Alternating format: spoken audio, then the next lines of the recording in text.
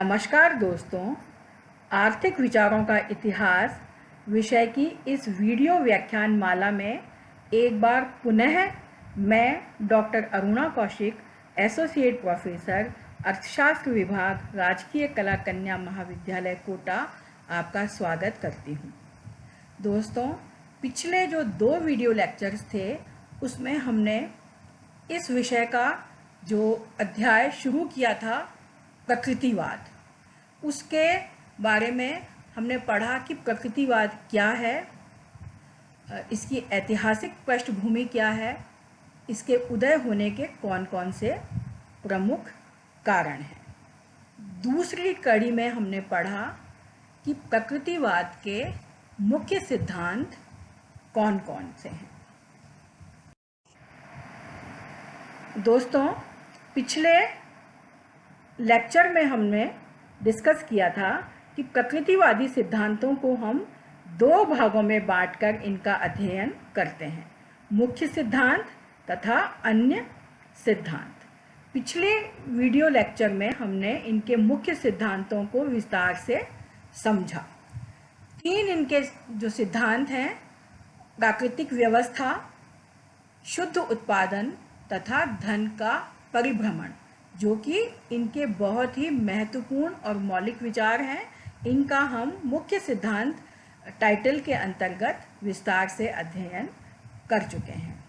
लेकिन अर्थव्यवस्था के जो अन्य पहलू या जो वेरिएबल्स हैं, चर हैं, जैसे कि कराधान, जनसंख्या, राज्य के कार्य, राजकीय नीति आदि के बारे में इनके क्या विचार हैं, ये हम आज की इस सीरीज में चर्चा करेंगे। दोस्तों, सबसे पहले हम चर्चा करेंगे कि कर प्रणाली के बारे में प्रकृतिवादियों की क्या सोच थी।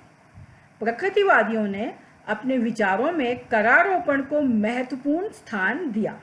कराधान के ये पक्ष में थे, लेकिन कर के संबंध में उनके विचार आधुनिक युग में बहुत वैज्ञानिक नहीं माने जाते। प्रकृतिवादियों का ये विचार था कि कर का भार केवल उन्हीं पर डाला जाए जो इन्हें वहन करने में समर्थ हों। ऊपर से देखने में तो ये हमको आधुनिक विचार लगता है कि जो अमीर लोग हैं, धनी लोग हैं और करा भार वहन करने में सक्षम हैं, उनसे कर वसूल किया जाए और उसको अन्य लोगों के या गरीब जनता के कल्याण में खर्च किया जाए। लेकिन वास्तव में इनके जो विचार थे वो थोड़े से अवैज्ञानिक और यूँ कह लीजिए कि इमेच्योर विचार थे। प्रकृतिवादियों का जो कराधान संबंधी विचार था, ये इनकी शुद्ध उत्पादन की जो अवधारणा थी उससे अवतरित हुआ। इनका ये मानना था कि केवल भूमि से ही आधिक्य की प्राप्ति होती है, इसलिए इस आधिक्य में से या शुद्ध उत्पादन में से ही करों का भुगतान किया जाना चाहिए। और ये जो आधिक्य है, ये चूंकि भूमिपतियों को प्राप्त होता है, तो केवल भूमिपतियों से ही कर वसूल किया जाना चाहिए। प्रकृतिवादी मानते थे कि जो कृषक वर्ग है उनसे कर लेना उचित नहीं है, क्योंकि कर चुकाने के बाद इनके पास कृषि कार्यों के लिए पर्याप्त भूमि नहीं बचेगी, तो फिर अगले वर्ष में उत्पादन में कमी आएगी। इसी प्रकार अनुत्पादक वर्ग से भी कर प्राप्त करना उचित नहीं है, क्योंकि यदि ये अपनी बचत में से या आधिक्य में से कर चुका देंगे तो इसके पश्चात इनके पास कच्चा माल खरीदने के लिए पर्याप्त पूंजी नहीं बचेगी। तो इसलिए कृषक वर्ग से भी कर लेना उचित नहीं है और अनुत्पादक वर्ग से भी कर लेना उचित नहीं है। तो जो 3 वर्ग इन्होंने समाज के बताए थे, उसमें से केवल भूस्वामी वर्ग ही बचता है जिस पर कि कर लगाना चाहिए, ऐसा प्रकृतिवादियों की सोच थी। तो प्रकृतिवादी कहते थे कि भूस्वामियों के अतिरिक्त अन्य किसी वर्ग की कर चुकाने की क्षमता ही नहीं होती। तो यदि हम अन्य वर्ग पर कर लगा भी देंगे तो अंततः कर का विवर्तन होगा, यानी जो टैक्स है उसकी शिफ्टिंग होगी और उसका जो अल्टीमेट इंसिडेंस है, यानी कर का जो अंतिम भार है, वो भूस्वामियों पर ही पड़ेगा। तो इनकी ये सोच थी कि जब अंततः कर का भार भूस्वामियों को ही वहन करना है तो अन्य वर्गों पर कर हमको नहीं लगाना चाहिए, सीधे ही भूस्वामियों से कर वसूल कर लेना चाहिए। तो इसलिए उन्होंने कृषि में जो एकल कर प्रणाली थी, सिंगल टैक्स सिस्टम था, उसका समर्थन किया। लेकिन उस समय में प्रकृतिवादियों को इस विचार के लिए विरोध का सामना करना पड़ा। वो जो युग था जबकि प्रकृतिवादी विचारों का उदय हुआ, उस समय फ्रांस में वाणिज्यवादी विचारधारा का प्रभाव था और वाणिज्यवादी विचारधारा ये थी कि अधिक से अधिक कराधान करके राज के खजाने को भरा जाए। और प्रकृतिवादियों ने कहा कि केवल भूस्वामियों से ही कर लेना चाहिए, समाज के अन्य वर्गों से नहीं। तो इससे जो स्टेट्समैन थे और जो राज्य नीति थी, उसको राज्य की आय कम होने की संभावना दिखाई दे रही थी, इसलिए उन्होंने इस कर प्रणाली का विरोध किया। दोस्तों, निजी संपत्ति के बारे में भी प्रकृतिवादी विचारकों के जो विचार थे वो बहुत ही मौलिक थे। प्रकृतिवादी जो विचारक थे वो मूल रूप से व्यक्तिवादी विचारधारा के समर्थक थे। प्रकृतिवाद में जो व्यक्ति था या मनुष्य था वो किसी भी नीति का केंद्र बिंदु था और इन्होंने व्यक्तिगत स्वतंत्रता की भी बहुत कड़ी हिमायत या समर्थन किया। चूंकि ये व्यक्तिगत स्वतंत्रता के पक्ष में थे और व्यक्तिवादी विचारक थे, इसलिए इन्होंने निजी संपत्ति के अधिकार का भी समर्थन किया। प्रकृतिवादी विचारकों ने संपत्ति को वृक्ष का दर्जा दिया। इन्होंने कहा कि जो संपत्ति है वो वृक्ष के समान है तथा समाज की जो विभिन्न संस्थाएं हैं, सामाजिक संस्थाएं, वे इस संपत्ति रूपी वृक्ष की ही शाखाएं हैं। अब चूंकि इन्होंने निजी संपत्ति का समर्थन किया, तो निजी संपत्ति का समर्थन करते हुए इनका कहना था कि जो भूमिपति हैं उनको उपज का 2/5 यानी कि लगभग 40% हिस्सा लगान के रूप में प्रदान करना चाहिए, क्योंकि जो भूस्वामी हैं वो बेकार पड़ी हुई भूमि को कृषि के योग्य बनाते हैं। यदि भूस्वामी नहीं होंगे और वो जो बेकार पड़ी हुई भूमि है उसको कृषि के लिए योग्य नहीं बनाएंगे, उसमें विनियोग नहीं करेंगे, उसकी उत्पादकता को नहीं बढ़ाएंगे, तो कृषकों को कृषि के लिए उपजाऊ भूमि की प्राप्ति नहीं होगी। तो जो भूस्वामी हैं वो ही कृषकों को कृषि कार्यों के लिए आवश्यक रकम या ऋण भी देते हैं। तो यदि भूस्वामियों को या भूमिपतियों को उत्पादन में उसका न्यायोचित भाग नहीं मिलेगा तो वो भूमि को कृषि से हटाकर किसी और उपयोग में लगा देंगे और कृषि के लिए भूमि की जो उपलब्धि है वो कम हो जाएगी।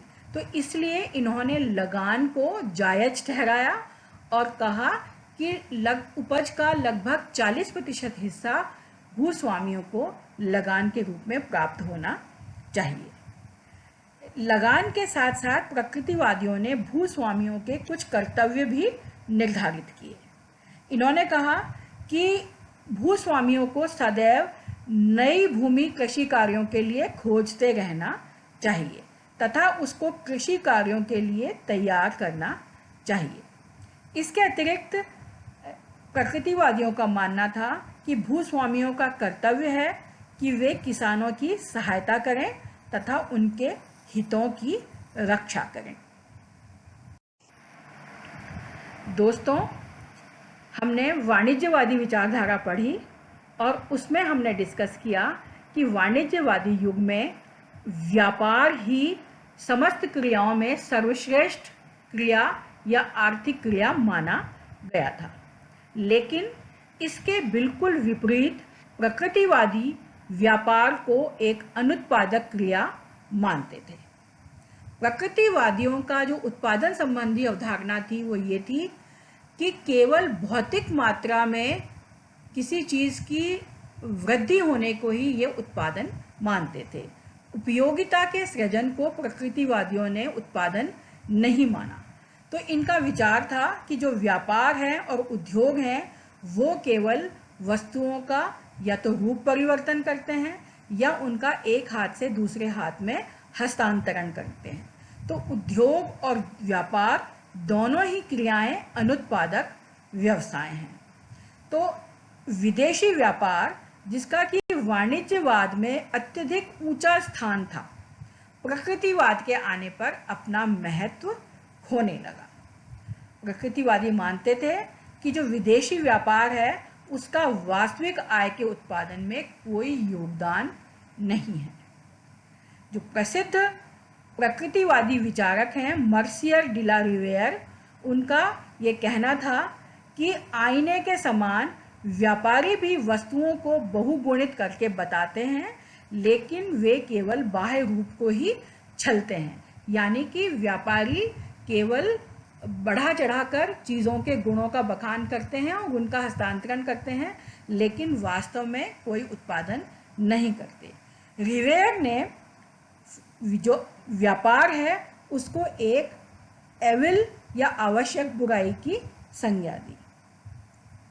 फ्रेंड्स, जो प्रकृतिवादी विचारक थे वो विदेशी व्यापार के पूर्ण विरोधी नहीं थे।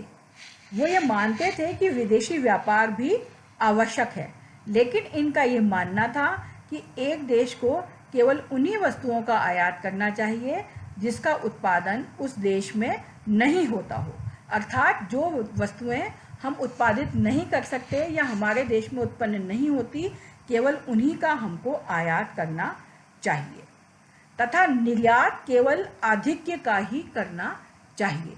यानी कि हमने जो कुल उत्पादन किया है उसमें से हमारे स्वयं के उपभोग के पश्चात यदि कुछ भाग बचता है तो उसी को हमको निर्यात करना चाहिए।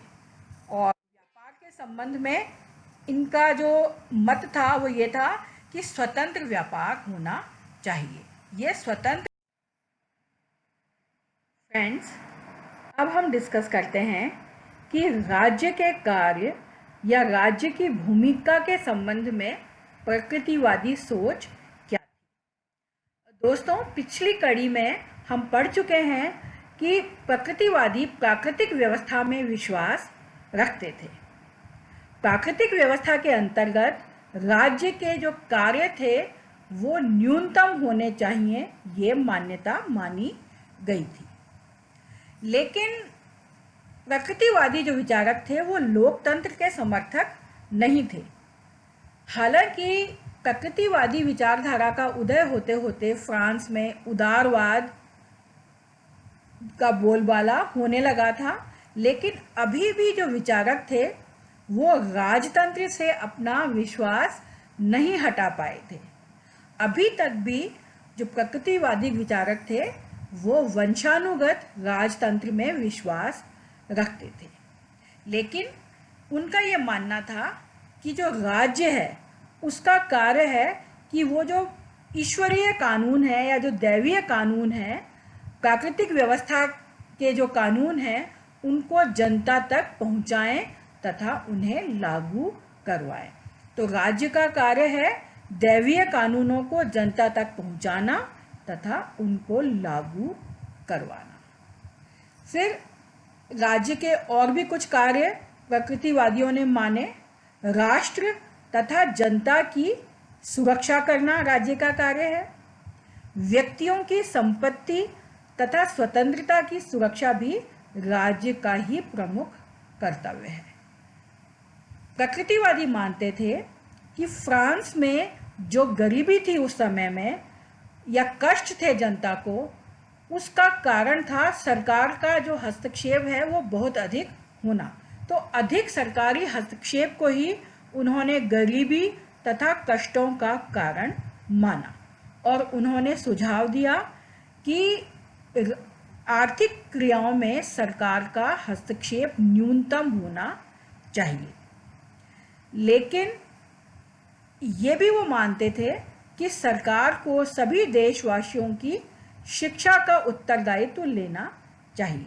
तो शिक्षा की व्यवस्था करना देशवासियों के लिए सरकार का ही दायित्व है। इसके अलावा जो सार्वजनिक निर्माण के कार्य हैं यानी कि ऐसे कार्य जो कि निजी क्षेत्र में नहीं किए जा सकते, जैसे कि सड़क बनवाना या पुल बनवाना, ये कार्य भी उन्होंने राज्य के अधिकार क्षेत्र में माने या राज्य की ड्यूटी माना कि देश में सार्वजनिक निर्माण के कार्य भी राज्य को करने चाहिए। इसी प्रकार से उत्पादन में या आर्थिक क्रियाओं में यदि कोई अंतर्राष्ट्रीय बाधा है तो उसको समाप्त करना भी प्रकृतिवादियों के अनुसार राज्य का ही प्रमुख कर्तव्य है।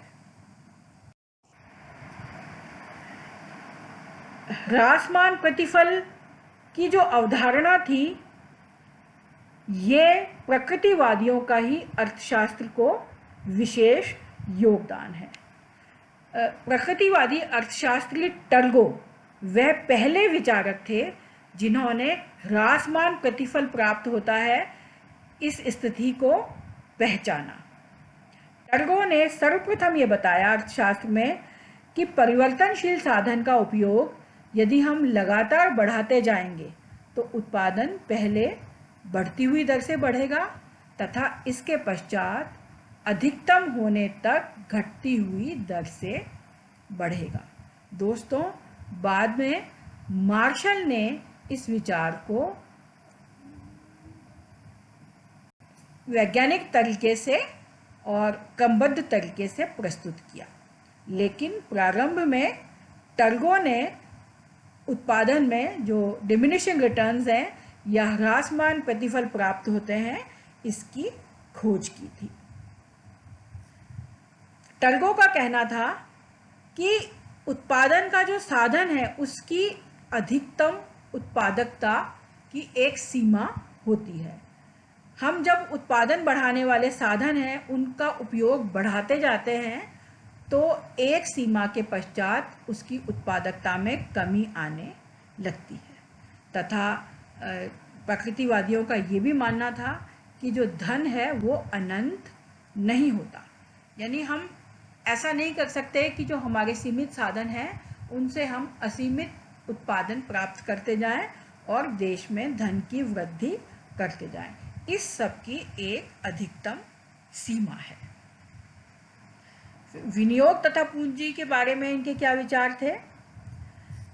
फ्रेंड्स, कैने और टर्गो ये जो दोनों प्रकृतिवादी विचारक थे, इन दोनों का ये मत था या ये मानना था कि उत्पादन प्रक्रिया प्रारंभ करने के लिए किसानों को पूंजी की आवश्यकता होती है। यानी कि प्रकृतिवादी जो थे वो प्राकृतिक व्यवस्था को और कृषि को ही सबसे महत्वपूर्ण व्यवसाय मानते थे, लेकिन कृषि के लिए किसानों को पूंजी की आवश्यकता होगी। तो इन्होंने ये माना कि जो उपज है उसका एक हिस्सा, हम पढ़ चुके हैं, हमने जो पिछली वीडियो सीरीज़ में इकोनॉमिक टेबल या आर्थिक सारणी पढ़ी उसमें हमने पढ़ा था कि उपज का कुछ हिस्सा किसान वितरित नहीं करते बल्कि उसको अगले वर्ष में विनियोग के लिए स्वयं के पास रखते हैं। तो जो विनियोग है उसके महत्व को प्रकृतिवादियों ने पहचाना तथा उसकी व्याख्या की।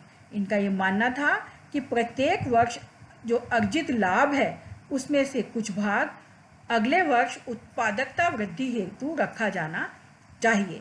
जिस प्रकार से आधुनिक समय में हम राष्ट्रीय आय के विश्लेषण में डेप्रिसिएशन या मूल्य ह्रास के बारे में पढ़ते हैं, तो प्रकृतिवादियों का भी मत था कि भूमि में जो भी टूट फूट या डेप्रिसिएशन या मूल्य ह्रास होता है उसको रिप्लेस करने के लिए, उसके प्रतिस्थापन के लिए कुछ हिस्सा हमको विनियोग के लिए रखना चाहिए। इसके अतिरिक्त इनका ये मानना था कि उत्पादन कार्यों के दौरान जो श्रमिक हैं उनको भी जीवन यापन के लिए पूंजी की आवश्यकता होती है। तो जो किसान हैं उनको अपनी रोज़मर्रा की आवश्यकताओं को पूरा करने के लिए पूंजी को अपने पास रखना चाहिए। टर्गो का ये मानना था कि भूधारण के अतिरिक्त अन्य जो व्यवसाय हैं उनमें पूंजी उपयोग में जोखिम विद्यमान है। तो इन्होंने चूँकि केवल भूमि को ही उत्पादक माना, तो इनका मानना था कि केवल भूमि में ही विनियोग किया जाना चाहिए। अन्य व्यवसायों में यदि हम विनियोग करेंगे तो इसमें कुछ ना कुछ रिस्क हमको रहेगा, और ब्याज का इन्होंने समर्थन किया। तो पूंजी के अंदर इनका विश्वास था, तो उसके ऊपर ब्याज भी लिया जाना चाहिए, ऐसा प्रकृतिवादियों की सोच या इनकी विचारधारा थी। दोस्तों, जैसा कि मैंने आपको अभी कहा, ब्याज को प्रकृतिवादी जायज या न्यायोचित मानते थे। प्रकृतिवादियों ने मुद्रा में तथा पूंजी में भेद किया। वो मानते थे कि मुद्रा और पूंजी दोनों अलग अलग चर हैं। प्रकृतिवादियों का विश्वास था कि जो पूंजी है वो बचत का परिणाम है। हम जो भी आय प्राप्त करते हैं उसमें से उपभोग के पश्चात जो बचत होती है उसके विनियोग को ही इन्होंने पूंजी कहा, और पूंजी पर ब्याज इन्होंने न्यायोचित माना, क्योंकि व्यक्ति अपनी आय में से उपभोग के स्थान पर बचत करता है, तो इसके बदले में उनको कुछ ना कुछ कंपनसेशन या क्षतिपूर्ति मिलनी चाहिए। प्रकृतिवादियों का मत था कि कृषिगत कार्यों के लिए जो ऋण है लिया जाता है उस पर ब्याज मिलना चाहिए, क्योंकि कृषिगत कार्यों के लिए प्राप्त होने वाले जो ऋण है वो उत्पादक ऋण होते हैं। तो इस प्रकार से ब्याज के ये समर्थक थे, और कृषिगत कार्यों के लिए लिए जाने वाले ऋणों पर भी इन्होंने ब्याज का समर्थन किया। इसके अतिरिक्त प्रकृतिवादियों के जनसंख्या संबंधी क्या विचार हैं? तो प्रकृतिवादी जो थे वो बड़े आकार की जनसंख्या के समर्थक थे, और उन्होंने जनसंख्या वृद्धि का समर्थन किया। प्रकृतिवादियों का ये मत था कि जनसंख्या का आकार यदि बड़ा होगा तो उससे उपभोग में वृद्धि होगी, मांग बढ़ेगी और उपभोग भी बढ़ेगा। उपभोग बढ़ेगा तो इसके लिए उत्पादन में वृद्धि होगी, और उत्पादन में वृद्धि होगी तो धन में भी वृद्धि होगी। तो फ्रेंड्स, हमने जो प्रकृतिवादी विचारक हैं उनके विभिन्न विचार पढ़े। उनके मुख्य सिद्धांत कौन कौन से थे? प्राकृतिक व्यवस्था, शुद्ध उत्पादन, धन का परिभ्रमण के बारे में उनके विचार हमने पढ़े। फिर उसके बाद में उनके अन्य विचार हमने विस्तार से डिस्कस किए। फ्रेंड्स, अब हम डिस्कस करते हैं कि जो आर्थिक विचारों का इतिहास है उसमें प्रकृतिवादी विचारधारा का क्या महत्व है। आर्थिक साहित्य में अनेक मौलिक विचारों के योगदान के कारण प्रकृतिवादी अर्थशास्त्रियों का आर्थिक विचार के इतिहास में महत्वपूर्ण स्थान है। जो प्रकृतिवादी विचारक थे उन्होंने बहुत सारे मौलिक विचार अर्थशास्त्र को प्रदान किए। ये जो विचारधारा है ये फ्रांस में और यूरोप में बहुत कम समय के लिए प्रचलित रही। प्रकृतिवाद के साथ साथ ही जो परंपरावादी अर्थशास्त्र है उसका भी उदय हो गया था, और परंपरावादी जो अर्थशास्त्र था वो पूरे यूरोप में फैल गया। तो जो प्रकृतिवादी विचारधारा थी इसका जो समय काल है वो काफ़ी छोटा है, लेकिन उसके बावजूद भी इस विचारधारा की जो प्रभाव था वो यूरोप पर गहरा था।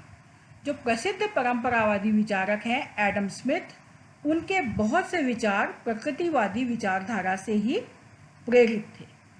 दोस्तों, प्रकृतिवाद जो था उसने फ्रांस में सबसे पहले स्वतंत्रता, व्यक्तिवाद और उदारवाद का प्रतिपादन किया।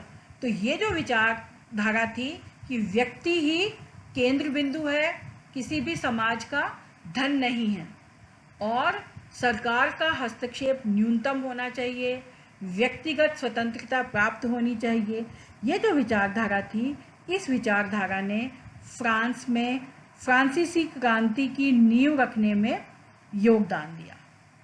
इसके अतिरिक्त इनका जो सबसे महत्वपूर्ण योगदान है, इन्होंने अर्थशास्त्र में वैज्ञानिक पद्धति की शुरुआत की। पिछली वीडियो कड़ी में हमने इनकी इकोनॉमिक टेबल पढ़ी, जिसमें कि उन्होंने बहुत ही क्रमबद्ध तरीके से बताया कि समाज के विभिन्न वर्गों में धन का परिभ्रमण किस प्रकार से होता है, और बाद में चलकर ये जो इकोनॉमिक टेबल या आर्थिक सारणी है ये इनपुट आउटपुट टेबल का आधार बनी। फिर अभी तक के जो विचारक थे उन्होंने उत्पादन पर ही ज़्यादा ध्यान दिया था या लागत पर ज़्यादा ध्यान दिया था। जो प्रकृतिवादी विचारक थे वो पहली ऐसी विचारधारा थी जिन्होंने अर्थशास्त्र के जो प्रमुख क्षेत्र है वितरण, इसके ऊपर भी विचार दिए या इसके ऊपर ध्यान दिया। फिर कराधान के क्षेत्र में भी प्रकृतिवादियों के कई मौलिक योगदान हैं। इन्होंने सबसे पहले अर्थशास्त्र में एकल कर प्रणाली की सिफारिश की। इनका ये मानना था कि सभी प्रकार के कर विवर्तित होकर अंततः भूमिपतियों पर ही आते हैं, क्योंकि भूमि ही केवल एक उत्पादक साधन है। तो फिर हमको अलग अलग पॉइंट्स पर या अलग अलग बिंदुओं पर कर लगाने की बजाय केवल भूस्वामियों पर ही कर लगा देना चाहिए, क्योंकि अंततः तो इसका भार वे ही वहन करेंगे। तो इस प्रकार से एकल कर प्रणाली का इन्होंने समर्थन किया और इसकी अवधारणा दी। इसके अलावा कर विवर्तन क्या होता है तथा कर भार क्या होता है, इस सिद्धांत का भी इन्होंने प्रतिपादन किया। तो इंसिडेंस ऑफ टैक्स और शिफ्टिंग ऑफ टैक्सेशन का जो विचार था वो भी हमने प्रकृतिवादियों से ही प्राप्त किया। आर्थिक विकास की जो अवधारणा थी उस पर प्रकृतिवादियों ने बहुत अधिक ध्यान दिया। इन्होंने कृषि के महत्व को समझा जो कि आधिक्य का सृजन करती है। इनका ये मानना था कि कृषि में जो उत्पादन होता है उसमें सरप्लस जनरेट होता है और उपभोग के बाद में भी ये बचता है, जिसको कि हम इस बचत को पूंजी निर्माण में लगा सकते हैं। तो इसलिए पूंजी निर्माण का महत्व भी प्रकृतिवादियों ने समझा, जो कि आर्थिक विचार का जो आर्थिक विकास का प्रमुख आधार है। इसके अतिरिक्त इसका जो एक बहुत महत्वपूर्ण योगदान है अर्थव्यवस्था में या अर्थशास्त्र में वो ये कि इन्होंने अर्थव्यवस्था में जो विभिन्न सामाजिक वर्ग हैं उनमें परस्पर अंतर्निर्भरता का भी विश्लेषण किया। हमने आर्थिक सारणी के माध्यम से पढ़ा कि समाज के जो विभिन्न वर्ग हैं वो एक दूसरे पर अंतर्निर्भर हैं और एक वर्ग का जो व्यय है वो दूसरे वर्ग की आय होती है। इसके अलावा इन्होंने प्रसिद्ध अहस्तक्षेप की नीति का समर्थन और प्रतिपादन किया, जो कि बाद में जाकर परंपरावादी अर्थशास्त्र का और पूंजीवादी विचारधारा का या पूंजीवादी व्यवस्था का प्रमुख आधार बना। तो आर्थिक विचारों के इतिहास में जो प्रकृतिवाद था ये पहला वैज्ञानिक संप्रदाय था और इन्होंने अर्थशास्त्र को बहुत से मौलिक विचार दिए जो कि बाद में चलकर कई महत्वपूर्ण आर्थिक सिद्धांतों का आधार बने। फ्रेंड्स, प्रकृतिवादी जो विचारधारा थी उसका हालांकि आर्थिक विचारों के इतिहास में काफ़ी योगदान है, लेकिन ये बहुत समय तक प्रचलित नहीं रह पाई। और ये जो विचारधारा थी ये बेसिकली एक एब्स्ट्रैक्ट टाइप की या अमूर्त विचारधारा थी।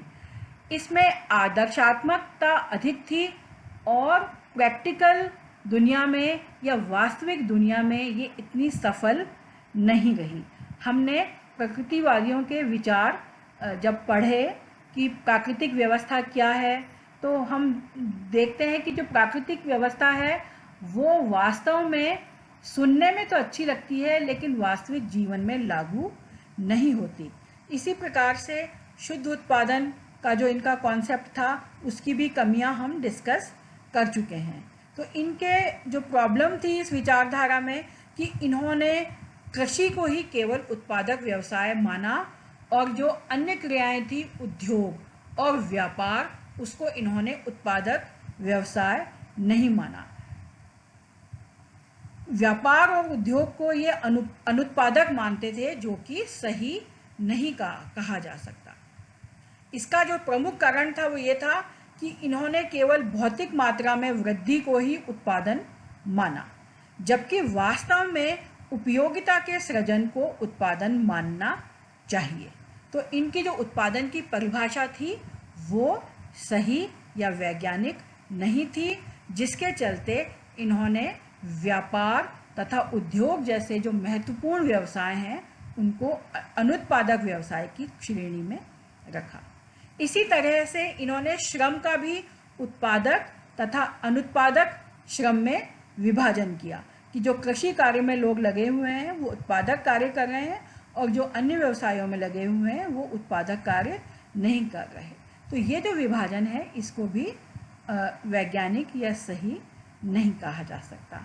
एक और कमी दोस्तों जो कि प्रकृतिवादियों की विचारधारा में रही वो ये कि इन्होंने अर्थशास्त्र के एक बहुत ही महत्वपूर्ण क्षेत्र मूल्य, इसके बारे में कोई भी विचार नहीं दिया।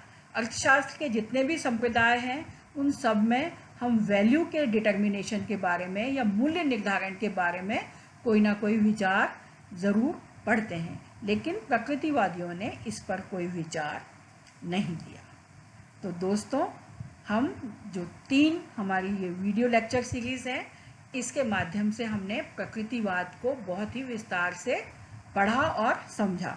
आशा है ये आपको समझ में आया होगा विश्लेषण और आपके लिए उपयोगी साबित होगा। तो आज के लिए फ्रेंड्स इतना ही।